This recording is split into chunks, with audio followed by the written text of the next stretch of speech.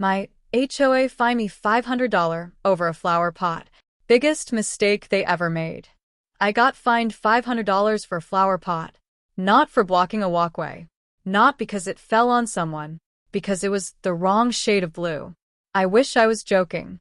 I moved into my townhouse 6 months ago after finally saving enough for a down payment. It wasn't fancy, but it was mine. Small front porch, little patch of grass, quiet neighborhood. Exactly what I wanted. The first week, my next-door neighbor, Karen, I know, introduced herself. "Welcome to Maple Grove," she said, smiling too hard. "Just make sure you read the HOA handbook." She handed me a binder. A literal binder. 3 inches thick. I laughed, thinking it was a joke. It wasn't. I skimmed the rules later and found things like grass cannot exceed 2.5 inches. Curtains visible from the street must be white or beige. Holiday decorations must be removed within 72 hours of the holiday. Annoying, but whatever. I figured if I kept to myself, I'd be fine. I was wrong. 2 months later, I bought a ceramic flower pot from a local market. Beautiful deep blue glaze. I put lavender in it and placed it beside my front door. It made me happy. 3 days later, I got a notice. Violation #14B. Non-approved exterior decorative coloration. Fine, $500. I stared at it, then laughed, then realized it was serious. I emailed the HOA. "Hi, I believe this was sent in error. The item is a flower pot." The president replied within 10 minutes. "No error. Exterior decor colors must be earth tones unless approved by committee." Committee? For a flower pot. I appealed. Denied. Fine due in 14 days.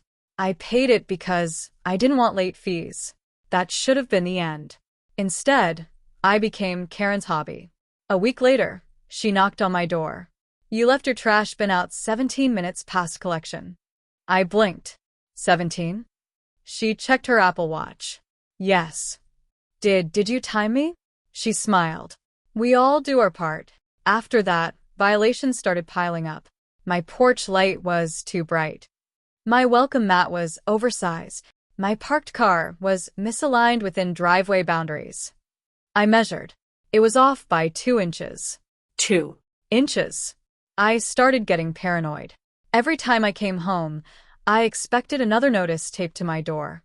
Then I met Marcus across the street. He saw me reading a violation letter and laughed. "Karen got you too?" "Two." He lowered his voice. "She targets people." That got my attention. "What do you mean?" "She fines whoever she doesn't like." I frowned. "How is that allowed?" He snorted. "Because her husband is on the HOA board." Of course he was. Marcus invited me over for beers that weekend. Turns out I wasn't alone. There was Linda, fined for wind chimes. Raj, fined because his kid's chalk art was graffiti. Elena, fined because her curtains were cream, not beige. We started comparing stories. Same pattern. Karen complained. Board approved. Residents paid. No questions asked. That's when Elena said something that changed everything. "I think they're stealing." Silence. Raj laughed nervously. "Stealing how?" Elena opened her laptop. "I requested HOA financial records." She turned the screen toward us. "Look. Monthly landscaping budget. Security patrol budget. Maintenance budget. Normal stuff.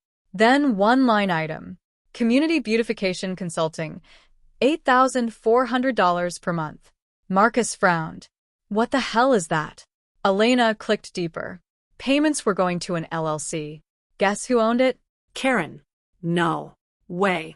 Karen was getting paid thousands every month by the HOA. Suddenly, everything clicked. The fines. The hyper-enforcement. The obsession with violations. She wasn't just power-tripping. She had a financial incentive. More fines meant more money flowing through HOA accounts. I felt sick. "What do we do?" Elena smiled. "We go to the annual board meeting." The meeting was packed. Usually maybe 12 people showed up. That night, nearly every seat was full. Karen sat in the front row looking smug.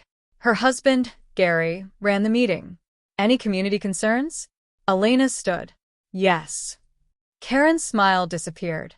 Elena connected her laptop to the projector. Spreadsheet on screen. The room got quiet. She pointed at the payments. Can you explain why HOA funds pay $8,400 monthly to Maple Grove Beautification Consulting?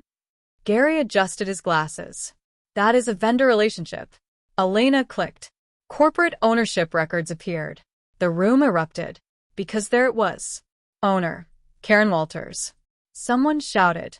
That's your wife. Gary went pale. Karen stood up. This is harassment. Marcus cut in. No. Harassment is fining me for grass after a rainstorm. People started yelling. Linda held up violation notices. Raj stood with printed financial records. Then came the twist none of us expected. An older man in the back stood up. I'd never seen him before. He raised a badge. Enough. Everyone froze. Badge. Investigator. He spoke calmly. I'm with the State Fraud Division. Silence. Absolute silence. Karen stopped breathing. The investigator continued. We've been monitoring complaints regarding financial misconduct in multiple HOAs. Multiple, not just ours. He looked directly at Karen and Gary. This meeting has been very helpful. Karen's face drained of color. Gary whispered, Oh my God. Then Karen snapped. She pointed at us. This is their fault. She lunged for Elena's laptop. Actually lunged. Security stopped her.